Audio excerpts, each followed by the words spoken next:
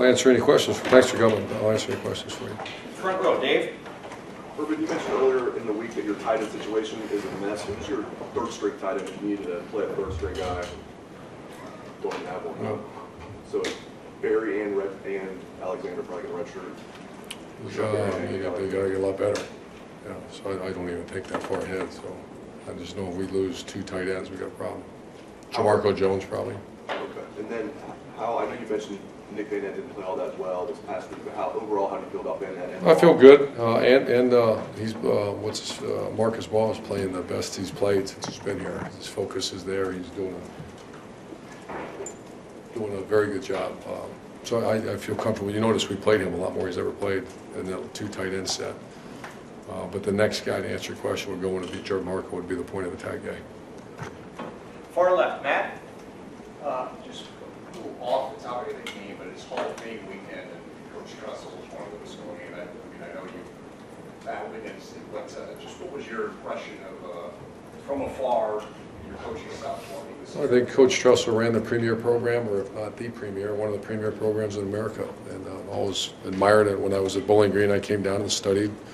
I know Coach Trussell since I was a graduate assistant here, and he went to Youngstown State, and we used to work camps together. So premier, on and off the field, did great things, and I think that's what's great about Ohio State. Everybody appreciates the efforts of the coaches, so I think it's great. Front row right, Austin. Urban, when you guys go into a game with Braxton having such a maybe variety of plays and packages, do you have an idea how often you want him to touch the ball? Oh yeah, it's right in front of me, and I kind of check it off as we go. How big is that number? If you, yeah, a lot of it's how he's, I start it by, it's usually a double-digit number, and then see how the game's going, and then also how his body's feeling and the demeanor. So you can tell when a guy's hot. That's why I love to be on the sideline, and you got that fire, and sometimes he doesn't. So that's how we determine that. Back row right, you got play. Braxton throw yet? Yes. You could employ him in that role.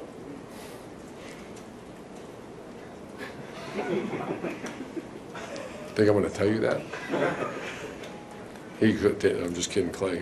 He can throw, and we're still very cautious because that'd be a bad thing right now to hurt himself. But he's potentially could throw. It's a hell of a glare. Second row left, Lori. Coach, between headphones going out and defensive players clapping to interfere with cadences, we've heard a lot lately about game day communications being interfered with. How many alternate ways do you have to communicate on game day? How many insurance policies do you have to have? Several. Yeah, I heard but we weren't even clapping that day. It was last week, if I remember right. Yeah, that's a really good, solid excuse by a lineman that we don't accept. So if I'm hearing, so they're saying that? No. Okay. No, they weren't. No. That's why I asked the question. No, we have plenty of different ways to get the ball off and all that. And so, yeah, that was the reason we were jumping off sides. We weren't playing very well, and the defense was giving us a multitude of different looks, and we weren't locked in like we should have been. But we do, to answer your question, we do have different ways. And if your headphones go out, do you have a way of going? Okay. Oh, if they do? Yeah. I don't know that. I'm sure we have alternatives. I don't think we've ever had that. Front row right, Tim. Yeah, Urban, a couple of quickies. Is Mike Weber? You said he might be back this week. You think He's he'll be gonna. back? He didn't have a good day yesterday. He's still not quite ready.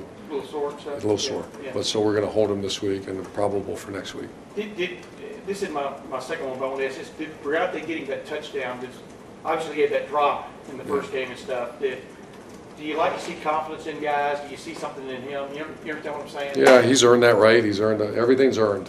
Yeah. And his earning is on special teams. He really does a good job for us. And he's got momentum. And if he's dogging it or not going hard and he fumbles, and, I can't stand fumbles worse than the next guy. But I grabbed him right after that and said, it's a whole different animal when a guy's not going hard. When a guy's straining and trying, it's a little bit like a penalty. I hate penalties, but you know what? When a guy's straining and going, I'm not talking about the stupid ones. I'm talking about the guy that jumps off sides or the guy that, maybe a PI because he's going after the ball so hard. We'll coach against that, but that's nothing compared to the guy that doesn't go hard. The guy that does not go hard disappears. The other thing, when you look at Northern Illinois in a nutshell, what stands out about their defense? They had a little bit of trouble off and on last week with Murray State, and I think the week before with Las Vegas, but just what, as you've looked at them a little bit, what just jumps out at you about them? I played in that conference for 2 years. I actually lost to them in 02, and we had like a big win streak going. I can't remember what it was. And we lost to them, and that place was, and so, this is a really good plug for the AD administration. They just keep hiring great coaches one after each other, and they're extremely well coached, very good players, big. This is a mid-level, this is Big Ten talent that we're facing in certain positions. Quarterback's a stud. Today was my day at lunchtime. I watched the whole UNLV game, and he's a runner, thrower. I think he's a senior too, competitive guy. So this is a really good team, a really good program. And I think 5 straight years, 11 wins. Do they do anything interesting on defense that stands out? What? Yeah, they can be, it's pretty much our defense, base defense, and then they do some unique things in the odd, which we have not had great success against that. So. Front row left, Doug. Urban, with the way Zeke and the run game went crazy in the postseason last year, is there anything different you're seeing from defenses this year in their respect for your run game or how they're trying to defend that? Good question. Probably. We've faced two. It's once again, this is a really good, solid excuse, but this is more realistic. We have not seen that base defense yet. We thrive on that. So teams are really challenging us, saying we beat us with the throw game, and we did okay. Against Virginia Tech, okay. Saturday we did not. But they're challenging our run game, and they're not. I think people are saying, let's not let that Zeke Elliott just tear us apart. And the offensive line, let's not just play base. Let's move all over the place and create confusion. And we had opportunities. Anytime you face a defense like that, the big hit opportunity is there. We've not hit it, and certainly last week we did not. I think our best big play was 20 yards or 24 yards, and there were certainly opportunities to have them, but the edge blocking was not good, and so respect for Zeke is one, and they're also just not playing base defense. Far left, Ralph, last 2 questions.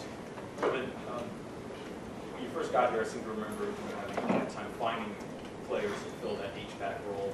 Now it seems like you've got a lot of good options. What is the difference in this offense when you have options at that position and Oh, man. sort of searching for options at that position? Yeah, and that's, I think, if you have to give Tom Herman and our offensive staff credit, is our first year offense, you can call it the spread, it was not. It was Braxton and Carlos and take a few shots down the field. It was not a spread so-called offense. The more you develop H-backs and those type of guys that you can get on the edge, and you still haven't seen it yet this year. We have not played, we've not attacked the field this way yet. But that's what that gives you. And we do have some talent, very talented guys. Kind of exactly what you dream of when you put together this style of offense. And final question, Bill. Not all the way through the practice week, but do you have a sense of whether you guys have gotten back in sync? Yeah, 2 great days of practice, and I usually don't say that, but I'm really excited right now.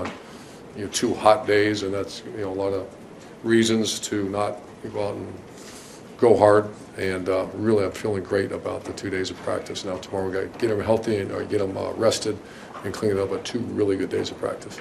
Tim, address this a little bit. You said Northern Illinois is a Big Ten caliber team. How big a test will this be?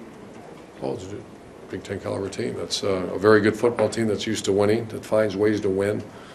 That found a way last week, and those are the toughest teams. It's special teams, and I'd like my little tradition on Sunday, come in and watch your kickoff return, and they're well coached and they go extremely hard. So this is going to be we got to swing real hard to get it done. Great. Thank you, guys. Very much.